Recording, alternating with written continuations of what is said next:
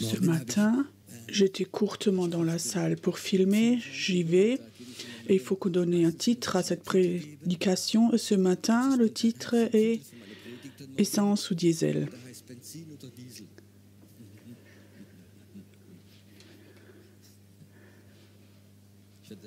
Je vais te raconter pourquoi.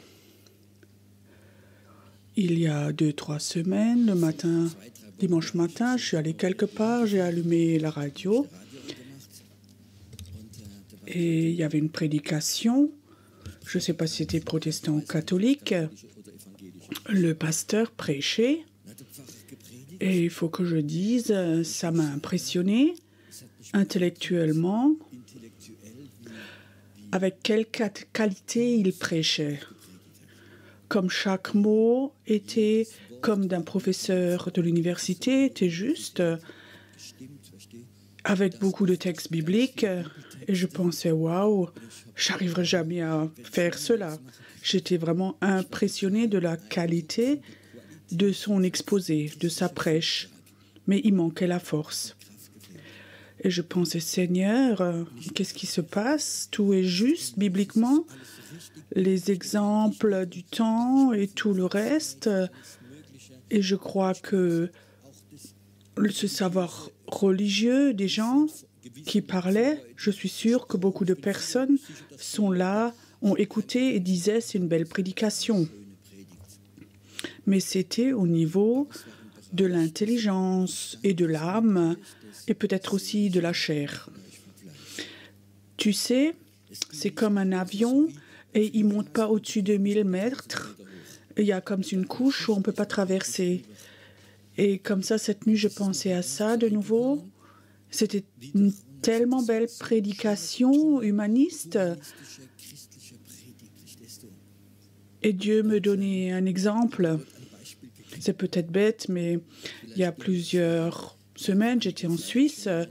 J'ai fait le plein parce qu'il fallait que je fasse culte ici, à Heidelberg. Donc, j'ai pris de l'essence et j'allume le moteur. Et tout d'un coup, je roule 2 mètres. Ça fait clac, clac, clac. Et je sens le moteur s'arrête. Et au lieu de mettre du diesel dedans, j'ai mis de l'essence. Vous ne pouvez pas vous imaginer comment je racontais ça à ma femme et ce qu'elle disait. Je ne vais pas vous le raconter. Et celui qui connaît mon épouse, quand elle dit quelque chose, elle monte toujours son doigt comme ça.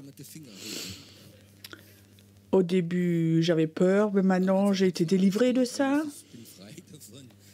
Je sais, le problème en Suisse, donc en Allemagne, tu ne peux plus le faire parce qu'il y a une sécurité au niveau des pompes, mais en Suisse, ça n'existe pas. Donc, j'ai fait le plein en plus. Et mes pensées étaient, cet après-midi, il faut que je prêche ici à Heidelberg.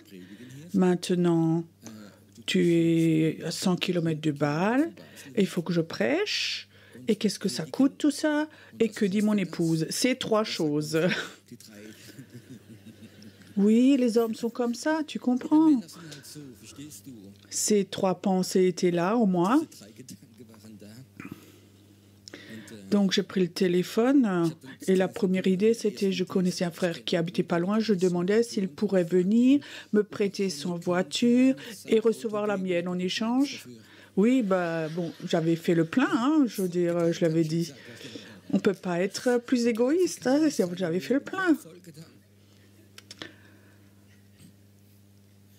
Et à la station essence, donc on a laissé la voiture là-bas, il m'a ramené sa voiture, il a ramené son épouse avec sa voiture et pour nous rentrer. Et j'ai réussi à rentrer ici à Heidelberg pour prêcher. Presque 2 ans Pendant que j'étais en route avec mon épouse, je voyais une station étanche. De quoi est-ce qu'elle parlait, mon épouse?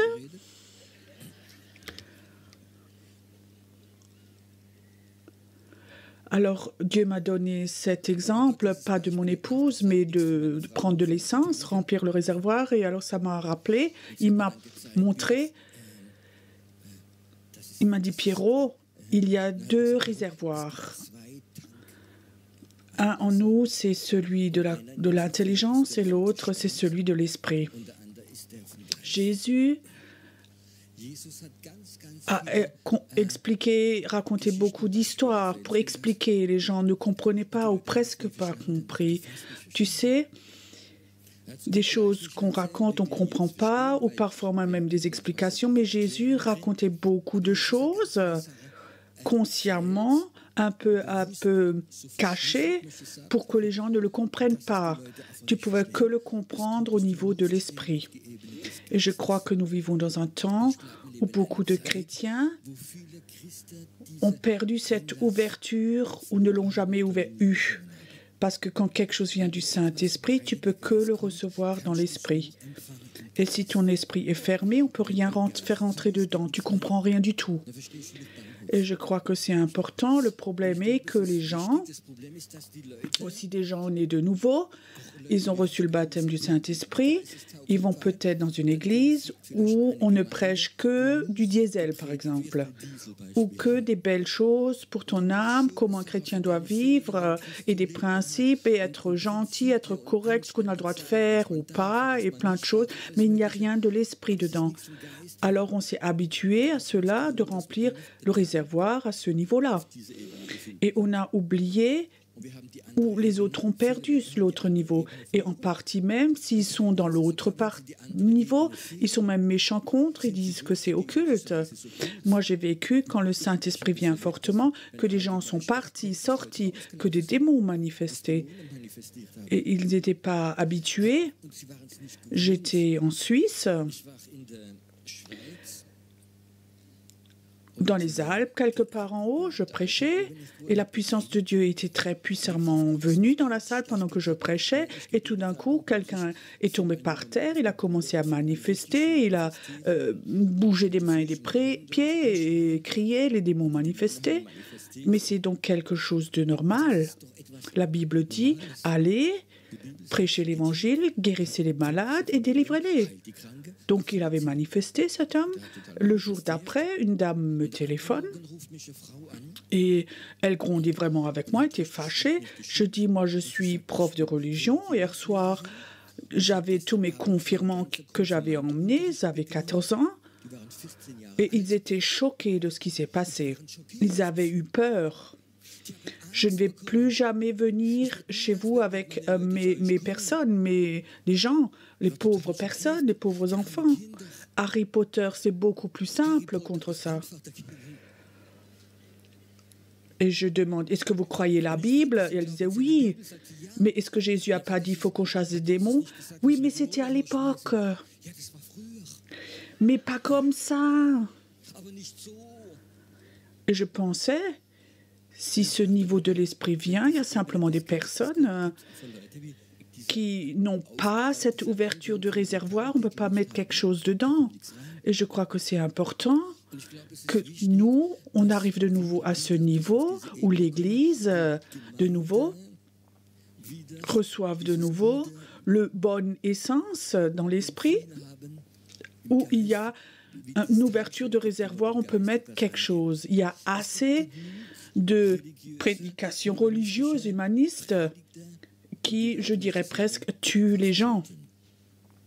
En France, il y a une expression qui dit « le goût s'éduque ». Ça signifie « le goût, on peut l'éduquer ». Je vais vous donner un exemple. Est-ce qu'il y a des gens qui ont des enfants, qui ont eu des enfants? Oh, c'est beau, moi aussi. Est-ce que vous pouvez vous rappeler la première fois quand vous avez donné des légumes, des épinards à vos enfants? Le lait maternel est si bon, et peut-être aussi un peu de semoule sucrée. Et maintenant, il y a les épinards, je peux encore décrire. Donc, l'enfant, comme ça, remplit la bouche et tout d'un coup, tout ressort. Et alors, il y a des parents, oh, non, plus jamais de légumes. Non, on sait, les légumes, c'est simple. Et si les enfants ont goûté plusieurs fois, ils trouvent ça bon. En France, dans plusieurs quartiers de France qui sont un peu faibles, on a remarqué que les enfants ne mangent pas de légumes. Ils vivent de frites, ketchup, nouilles. Les enfants n'ont pas beaucoup d'argent et ni du temps. Et les enfants ont le droit de manger ce qu'ils veulent. Est-ce que vous pensez que cela est bon pour la santé? Et comme ça aussi est notre santé spirituelle parfois. Je crois qu'il faut de nouveau qu'on reçoive les bonnes choses dans l'esprit. Notre esprit doit être ouvert pour recevoir ces choses. Il y a des personnes, ils ne comprennent pas les choses spirituelles, même les chrétiens, quand parfois je raconte quelque chose, qui sont au niveau de l'intelligence et ils n'arrivent pas à monter plus haut. Je vous raconte une histoire. En Amérique, donc il y avait un homme, il était très très riche. C'était un multimillionnaire, il avait un hobby et il s'achetait les peintures les plus chères qui existent. Et il avait comme ça une grande galerie de Picasso, Rembrandt, il avait tous ses tableaux. Cet homme était très heureux et cet homme avait un fils, il avait 20 ans. Il avait tout pour être heureux. Tous les matins, il se lève et il admire ses peintures. On pouvait rester comme ça plusieurs minutes devant ses tableaux, admirer. Il avait tout eu pour être heureux jusqu'à un matin. Une lettre arrive que ce jeune homme de 20 ans devait aller faire son service militaire et c'était le temps de la guerre du Vietnam. Et alors ce jeune est allé dans la guerre et ce qui devait venir arriva. Il y a 2 officiers qui étaient devant la porte et qui disent à cet homme, votre fils est décédé pendant la guerre. Cet homme était vraiment touché, c'était son seul fils. Et à un moment, le matin, quand il se levait, il regardait ses tableaux, il n'avait plus de joie. Sa joie était sans joie, il n'avait plus rien qui le rendait heureux dans sa vie. Un an après, ça sonne à la porte, un jeune homme est là. Peut-être 20 ans, 21 ans. Il demande, que voulez-vous? Je suis juste passé là et pendant la guerre, j'étais avec votre fils, un ami, et on était ensemble dans la chambre. J'étais avec lui quand on l'a tué pendant la guerre et je pensais peut-être que ça peut vous intéresser. Il dit, oui, le père, oui, rentrez, prenez un café, asseyez et racontez-moi comment c'était les dernières semaines avec mon fils. Alors le jeune homme, il part. Mais avant de partir, le jeune homme dit, j'ai vu tous vos super tableaux, tellement beaux, vous êtes un grand spécialiste. Moi, je suis juste un petit amateur. Mais juste avant que votre fils est mort, j'ai fait comme ça un petit dessin, son portrait de lui avec son habit, son fusil, j'ose même pas vous le montrer parce que je suis amateur. Et le père dit, si, montre-moi ce dessin de mon fils. Donc, il va à sa voiture, il cherche un grand tableau, grand de 1 mètre, et il s'appelait Le Fils, le tableau, avec un habit militaire, un fusil, c'était pas joliment peint, mais il a dit, vous pouvez laisser là, je garde. Donc, il a décroché le plus cher des tableaux, il a accroché le tableau de son fils. Plusieurs années après, le père est mort, il n'avait pas d'héritier, pas de famille, et tout a été mis à la vente aux enchères. À New York, il y avait la vente aux enchères, et cet homme était très, très connu dans le milieu des riches, et des centaines de personnes volaient ces grands tableaux. Donc, la salle était pleine de cet hôtel pour la vente aux enchères. Alors, la vente commence, et le premier tableau qui est là, c'est le fils. Alors, il prend le fils, il le montre et dit, qui donne 1 000 € pour celui-là? Ils ont tous rigolé dans la salle. Ils disaient, ça, c'est pas de l'art, c'est rien, et blabla. Alors, ils disaient, 100 € peut-être. Personne voulait avoir ce tableau. Alors, un homme dans la salle, il dit, moi, je donne 10 € pour ça. Alors, le commissaire des enchères dit, prenez ça, comme ça, on peut correctement commencer la vente. Vous êtes, je suis OK, vous prenez ce tableau pour 10 euros, il lui donne l'image, le tableau et l'argent, il dit tout d'un coup, stop, la vente est terminée. Et tous étaient fâchés, ils disent, comment est-ce que ça se peut que maintenant c'est terminé? Il est écrit là, sur le rapport, sur le testament, celui qui achète le fils reçoit tout le reste en cadeau. Et j'avais raconté quelque part cette histoire. Et il y avait un homme qui était là, disait, waouh, c'était l'affaire du siècle, ça. Et je disais, cette affaire du siècle, vous pouvez la voir maintenant. Tout d'un coup, je sentais comme l'atmosphère de la chair se transformer dans l'esprit. Et il me regardait avec stupeur. Et je ne crois pas qu'il était né de nouveau. C'était comme ça une réunion des hommes d'affaires. Il me regardait avec stupeur. Comment, disait-il? Oui, aujourd'hui, maintenant, vous pouvez faire votre affaire de l'année, du siècle, pour votre vie. Si vous avez le Fils, vous recevez tout le reste. Celui qui a le Fils a la vie. Et tout d'un coup, ça a fait clic. Le Saint-Esprit était sur cette histoire-là. Et tout d'un coup, il y avait quelque chose dans la salle. Et le Saint-Esprit voyait que l'entrée du réservoir était ouverte. Et je l'ai dit 3 fois derrière, un après l'autre, 3 fois de suite.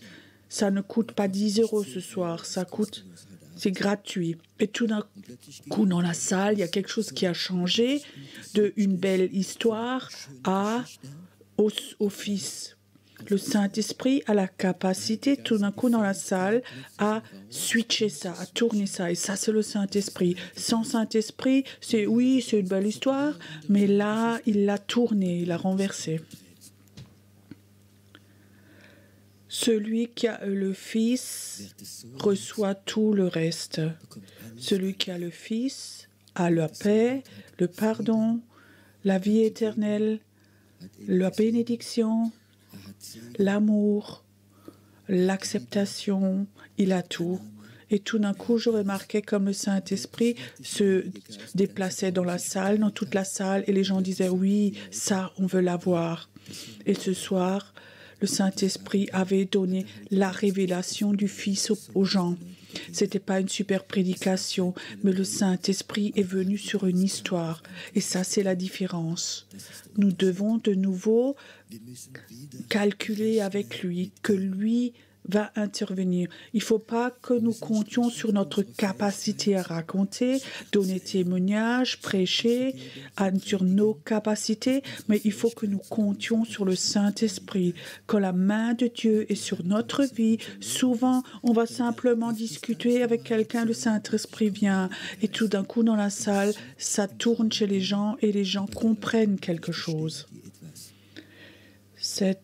Le week-end dernier, j'étais partie, j'allais pas très bien, j'étais j'avais un état grippal, et alors tu as fait beaucoup de kilomètres et beaucoup de cultes, tu es en route, et je peux te dire, j'avais 2 cultes, j'étais tellement fatiguée, j'arrivais presque pas à sortir du lit. Ma tête était complètement fatiguée, j'avais aucune prédication, mais je savais comme si Dieu disait, ne t'en occupe pas, ma main est sur toi. Alors tu commences à raconter et tout d'un coup tu remarques comme toute la salle commence à changer, comme les ouvertures de réservoirs s'ouvrent chez les gens ou qui étaient déjà fermées pendant des mois, ils ont entendu de beaux versets bibliques, de belles prédications humanistes, mais rien ne rentrait. L'ouverture du réservoir était fermée, à part ce kérosène, il n'y avait rien d'autre.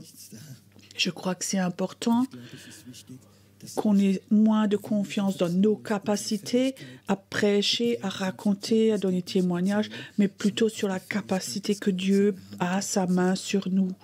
C'est là pareil pour la prière. Il y a des gens, au début de ma vie, je voulais pas aller à des réunions de prière parce que c'était terrible. Je connaissais des gens, c'était presque des intercesseurs professionnels. Ils priaient tellement bien, tu peux même pas imaginer, avec un ton et je ne peux pas maintenant imiter, mais avec un ton vocal, il ne parlait pas normalement, il chantait presque, et il disait un verset biblique après l'autre. C'était une mini-prédication dans la prière, et je pensais, Dieu, tu dois être impressionné maintenant. Et Dieu dit, mais je connais donc la Bible.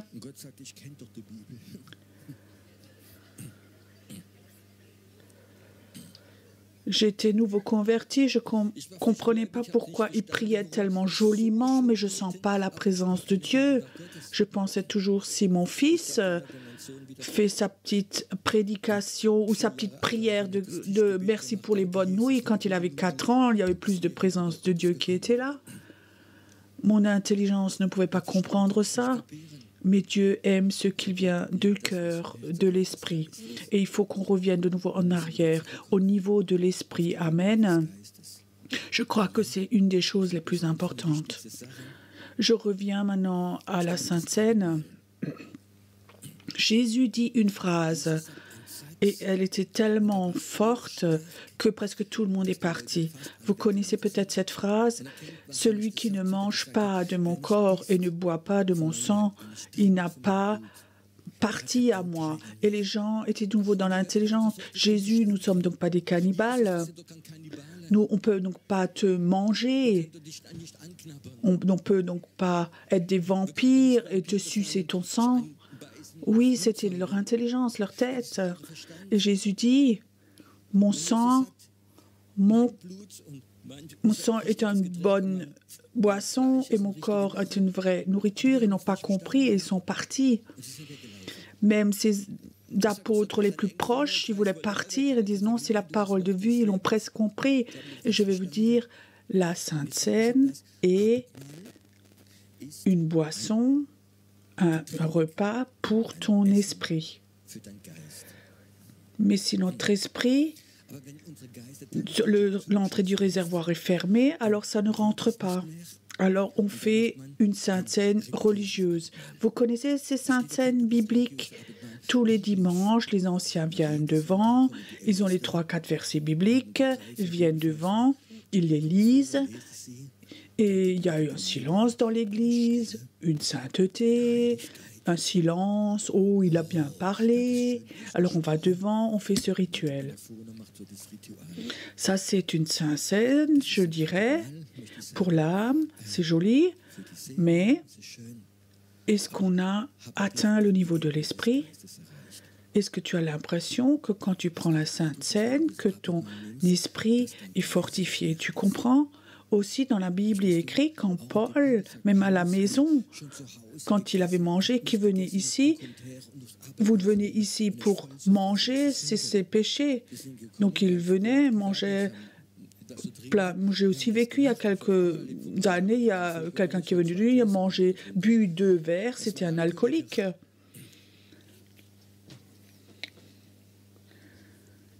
Un dimanche, on a le reste du vin de la Sainte Seine, on l'avait mis derrière.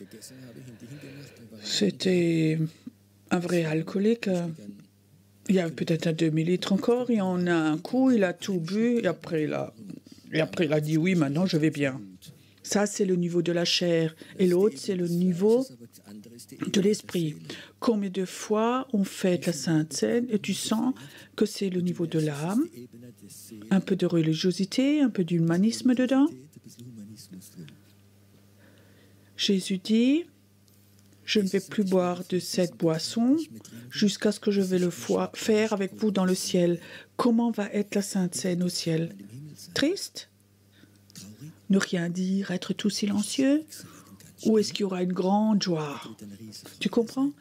Un jour, toi et moi, nous allons avec Jésus prendre la Sainte Seine là en haut. Et je peux te dire, alors on va découvrir que cette Sainte Seine qu'on a prise sur terre, c'était une toute petite copie de cela. Un jour, nous allons là être en haut, où il n'y a pas de jalousie, pas de douleur, pas de chair, pas de jalousie, pas de peur. Tu es chez le roi des rois et lui va briser le pain et nous donner la coupe. Vous avez déjà eu cette vision? qu'un jour nous prenions la Sainte Seine en haut chez lui, avec lui. Est-ce que tu as soif de cette Sainte Seine? Et je crois que le Saint-Esprit peut nous aider, que ça vienne si fortement, qu'on prenne un bout de cela.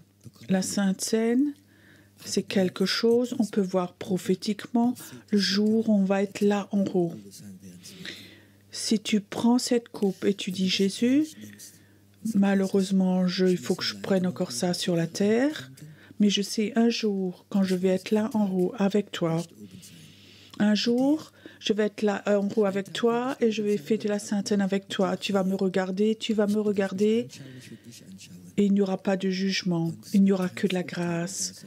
Est-ce que tu as soif de cela?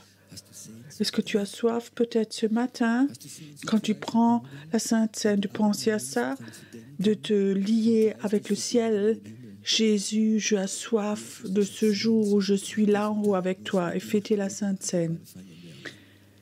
Et je crois que cette relation peut faire une relation dans l'esprit, pas seulement la tradition, mais dans l'esprit. Que là, en haut au ciel, ça au ciel va pas être une tradition, ça va être 100% de l'esprit, pour ton esprit. La Sainte Seine, quand l'esprit prophétique vient, et tu te lis avec le ciel, tu te lis avec cette vision qu'un jour, que Jésus personnellement va te donner cette coupe. Tu prendras cette coupe et tes yeux vont croiser son regard. Tu sauras ce que c'est d'être heureux à 100%. Est-ce que tu as soif de cela? Où il n'y a plus rien dans ton corps qui fait mal, il n'y a plus de facture à payer, où tu sais très bien, pour l'éternité, tu seras dans cette dimension-là. Parfois, quand nous sommes dans la fête de la Sainte Seine, nous sommes trop dans notre église, dans notre assemblée, dans notre rituel. On le fait comme ça. Certains ont de beaux sentiments, mais la Sainte Seine, c'est une nourriture pour ton esprit. Et je te dis, ton esprit a soif du ciel. C'est juste ça? Notre corps, notre âme, parfois, ont d'autres soifs, parfois, pour le succès, la gloire et d'autres choses. Vous connaissez tout ça. Mais tout au fond de toi, ton esprit a soif du ciel. Ton esprit a soif de fêter la Sainte Seine au ciel avec lui. Et si ton esprit a soif de cela, du ciel, je peux te dire, tu es lié avec le ciel. Ce matin, j'aimerais qu'il y ait comme ça une relation, un lien du ciel vers ici, qu'il y ait cette soif en toi, une image. Toi, un jour, tu vas fêter la Sainte Seine avec lui et lui, personnellement, va te donner sa coupe, la coupe. Peut-être ce matin, le Saint-Esprit peut être si fort ce matin et tout d'un coup, toi, dans l'esprit, tu as cette conscience que ce matin, Jésus te donne cette coupe. Tu peux imaginer, ce matin tu es là, ce matin, et tout d'un coup tu as l'impression, Jésus est devant toi, et il te dit, prends. Ça c'est mon sang pour toi, versé pour toi. Prends-le pour le pardon, pour la paix. Que si tu prends ce pain, dans l'esprit, tu sens Jésus te donne ce pain. Lui a donné sa vie, il est mort, et il te donne de celui qui a surmonté tout. Il te dit, donne, prends. Le Saint-Esprit a la capacité de relier le ciel et la terre. Je sens dans l'esprit maintenant où cette couche que l'on sent parfois, qui nous sépare du ciel, qui nous sépare de Dieu, qu'elle se dissout maintenant, cette couche. Certains d'entre vous peuvent sentir comme maintenant quelque chose s'ouvre. Le ciel descend et revient et est tout près maintenant. Je crois que quand je prie, que chez toi aussi, à la maison, ça arrive, que toi qui es chez toi, peu importe quand tu écoutes, que tu peux prendre un bout de pain et un peu de vin et dire, Seigneur, j'aimerais maintenant que ce mur de séparation entre ciel et terre se dissolvent un moment et que tout d'un coup, dans ton appartement, là où tu es, les anges viennent. Tu sais, quand Jésus vient, il ne vient jamais seul. À chaque fois que j'ai vu Jésus, il y avait des anges qui sont venus avec lui. Quand nous avons commencé à Sandhausen, notre église, pendant 3-4 fois, pendant la louange, j'avais la vision comme 2 grands anges étaient venus. Et il y avait 4 qui suivaient après, et après le roi veut rentrer. Et derrière, il y avait aussi 4-5 anges. Et ça, c'était plusieurs semaines où ça arrivait. J'étais là dans la salle et je regardais. Et la 3e, 4e fois, quand je voyais les anges, je savais, maintenant le roi vient et il est là. Et ce matin, ce roi doit être là. Ce matin, je crois que si cette relation avec le ciel vient ici maintenant, que cette présence, et tu vas avoir une rencontre avec Jésus, alors des anges vont être là. Beaucoup d'anges vont être là et ils font que l'atmosphère n'est pas une atmosphère de l'intelligence de l'âme, mais que c'est une atmosphère de l'esprit. Le Saint-Esprit a la capacité d'ouvrir le couvercle du réservoir du Saint-Esprit.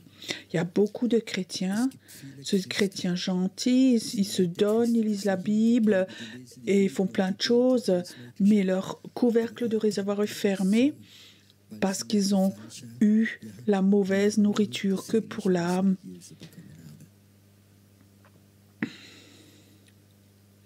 Moi, j'aime quand ce couvercle s'enlève et quand la présence de Dieu vient.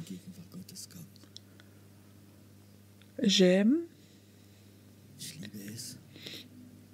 quand je prends cette coupe et je dis Jésus, j'aimerais bien avoir cette coupe de toi.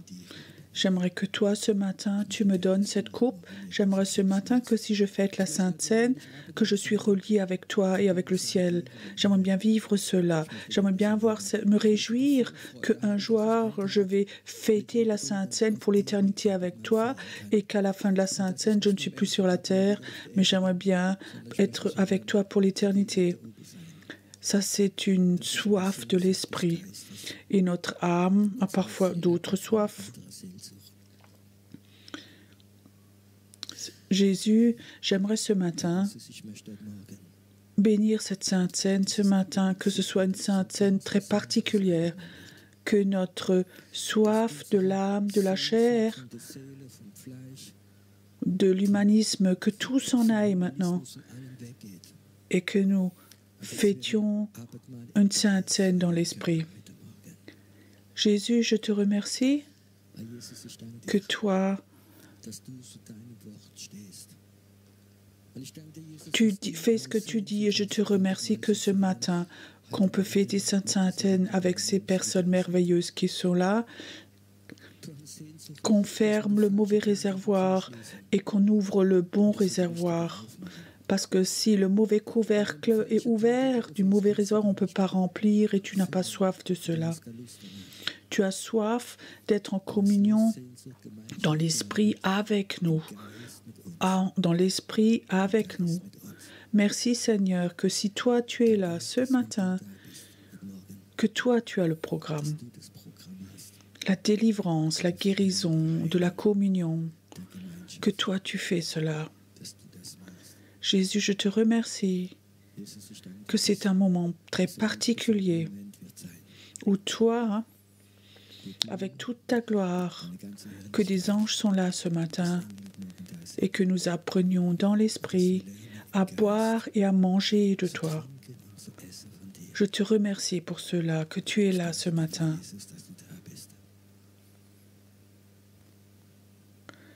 J'aimerais ce matin que tu ne tournes pas maintenant de nouveau dans la chair, mais j'aimerais ce matin que tu sois en communion avec Jésus. Pas parce que quelqu'un court devant maintenant, que tous courent devant maintenant, mais attends que dans l'esprit, Jésus t'appelle d'être en communion avec lui. Alors prends-toi le temps, viens devant et attends que si tu prends cette coupe, que lui met sa main à la coupe, que lui touche ton pain, que peut-être tu vis la Sainte Seine dans l'esprit comme tu ne l'as jamais vécu, que la présence de Dieu est là.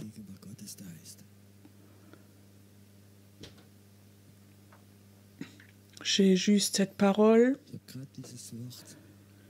de cette nouvelle Jérusalem où le Seigneur va habiter, où il n'y a pas de douleur, pas de tristesse, pas de larmes.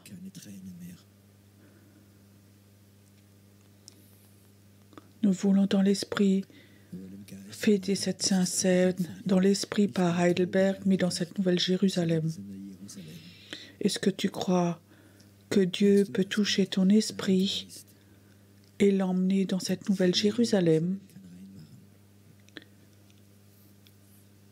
Est-ce que tu crois que le Saint-Esprit a la capacité de mettre ton esprit dans la nouvelle Jérusalem et à un moment, tu es là-bas où il n'y a pas de douleur, pas de peine, pas de cris, pas de mort, pas de nuit. Mais Dieu va habiter lui-même là-bas.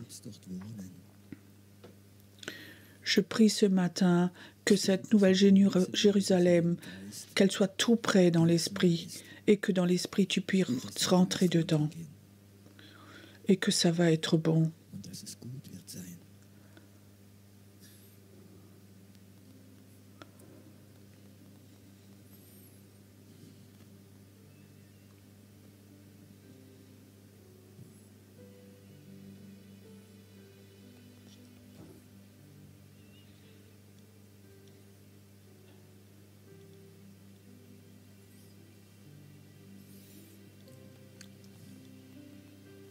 Merci Seigneur, que toi tu es là ce matin